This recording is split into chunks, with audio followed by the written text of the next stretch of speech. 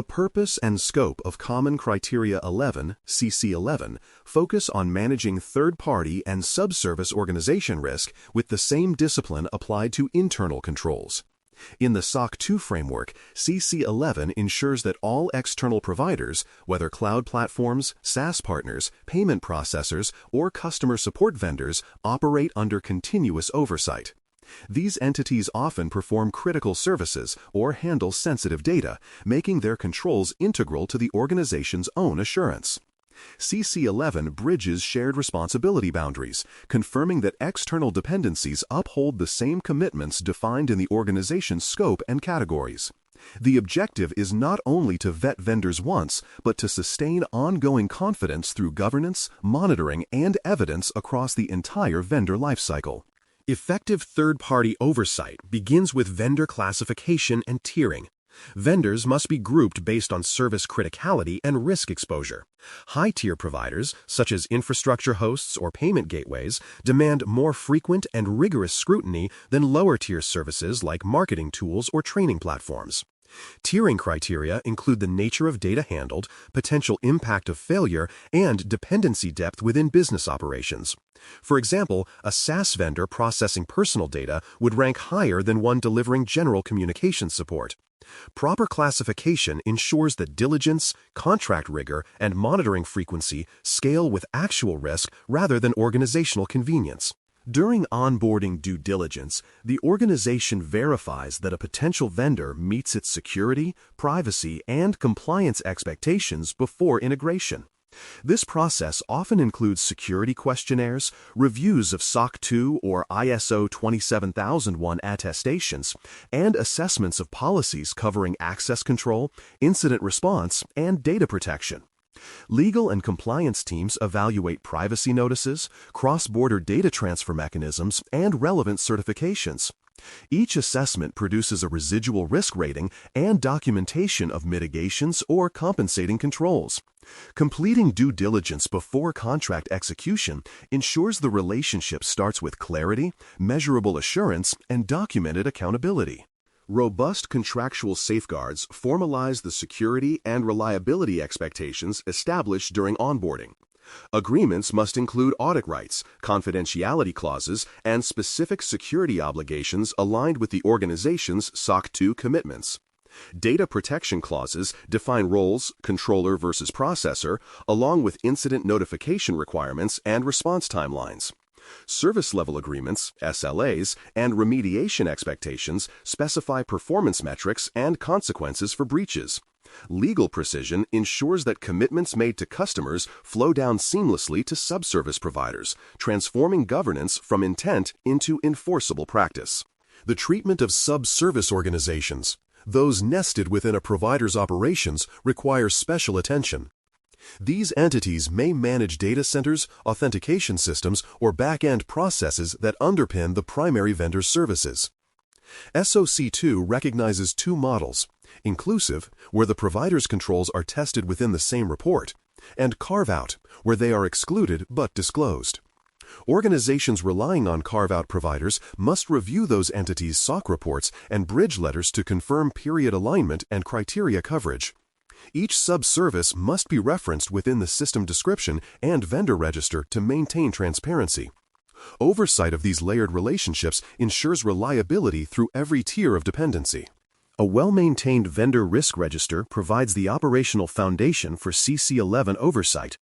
This centralized inventory tracks every vendor's name, service provided, risk tier, assigned owner, and residual risk level. It should link directly to relevant artifacts, SOC reports, contracts, and due diligence records, and define review cadence by tier. The register supports lifecycle governance, onboarding, periodic monitoring, renewal, and offboarding. Leadership sign-off for high-risk vendors and automated alerts for expiring documents sustain continuous visibility. The register is both a management tool and audit evidence, proof that vendor risk is known, measured, and actively managed. Periodic monitoring cadence keeps vendor assurance current throughout the relationship. High-risk providers may require quarterly or semi-annual reviews, while lower-risk ones can follow annual schedules. Monitoring includes tracking changes in ownership, infrastructure, or service scope that could affect risk posture. Integrating threat intelligence and public news feeds enhances awareness of breaches or vulnerabilities impacting vendors. Remediation items discovered through assessments must be tracked to closure with regular updates. Continuous monitoring demonstrates that diligence doesn't stop after onboarding. It matures with the relationship, ensuring vigilance as environments evolve. Consistent performance and SLA tracking verifies that vendors deliver against contractual promises. Metrics such as uptime, response time, and service quality must be captured and reviewed periodically. Patterns of missed SLAs, increasing incident rates, or performance degradation highlight potential early warnings of broader control issues. Trend analysis connects vendor outputs to customer impact, linking third-party reliability directly to business performance. When service results deteriorate, governance mechanisms, such as escalation or corrective action plans, activate before customers or auditors experience the consequences. Incident and breach coordination is critical in a shared responsibility ecosystem. Contracts must obligate providers to report incidents promptly and specify the method, content, and timeline for notification. During joint investigations, communication between both parties must remain synchronized, ensuring customers receive accurate, consistent information.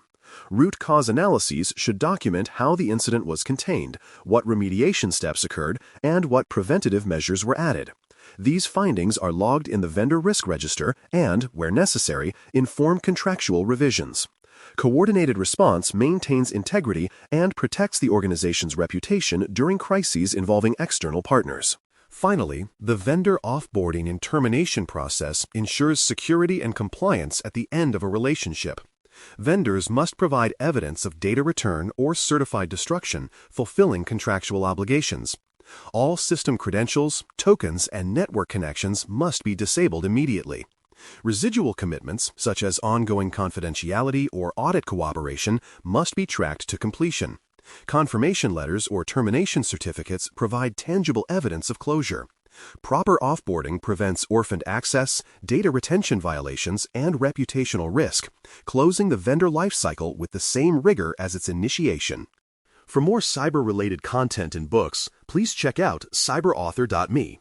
Also, there are other prepcasts on cybersecurity and more at baremetalcyber.com. Ensuring business continuity depends on strong contingency planning for critical providers. Organizations should identify alternative suppliers, secondary data centers, or redundant services capable of assuming operations if a primary vendor fails. Dependency mapping across the technology stack reveals concentration risks, where too many functions depend on a single provider. Tabletop exercises validate the feasibility of switching providers or activating failover systems, simulating scenarios such as cloud outages or payment processor disruptions. Escalation procedures outline triggers for invoking contingency plans and specify the management approvals required. Resilience in vendor oversight is not theoretical. It is proven through testing, documentation, and readiness. Evaluating evidence from provider assurance reports forms a central part of CC11's verification cycle. Reviewing each vendor's SOC 2, ISO 27001, or comparable audit report provides visibility into their control environment. The review should confirm report type, Type I or Type 2, period coverage, and applicable criteria. Any findings or exceptions must be evaluated for relevance and remediation status. Bridge letters help maintain coverage between audit periods, providing continuity of assurance. These analyses are recorded in the vendor register, and updates may trigger internal control changes or contractual modifications. Using provider evidence responsibly ensures reliance remains informed, current, and defensible. Complementary subservice oversight connects internal and external accountability. When providers define complementary user entity controls, the organization must confirm that those expectations are clearly communicated to internal teams and customers. Assurance teams should verify that the provider complies with flow-down contractual obligations, including data handling and incident response terms. Where joint responsibilities exist, such as encryption key management or access reviews, evidence of coordination should be documented. Oversight doesn't end with reviewing reports. It includes validating how shared controls operate collectively to maintain the integrity of the entire system. Integrating vendor oversight with procurement processes embeds security and compliance into every acquisition. Vendor intake forms must include security and privacy assessments as mandatory prerequisites before contracts are finalized. Checklists ensure that critical due diligence steps, review of SOC reports, privacy policies, and incident histories cannot be bypassed. Approval workflows route submissions through legal, procurement, and risk owners to ensure comprehensive review. Metrics such as time to onboard and exception rates measure process efficiency and governance maturity. When procurement and risk management act in tandem, vendor assurance becomes an inherent part of business operations rather than a reactive audit task.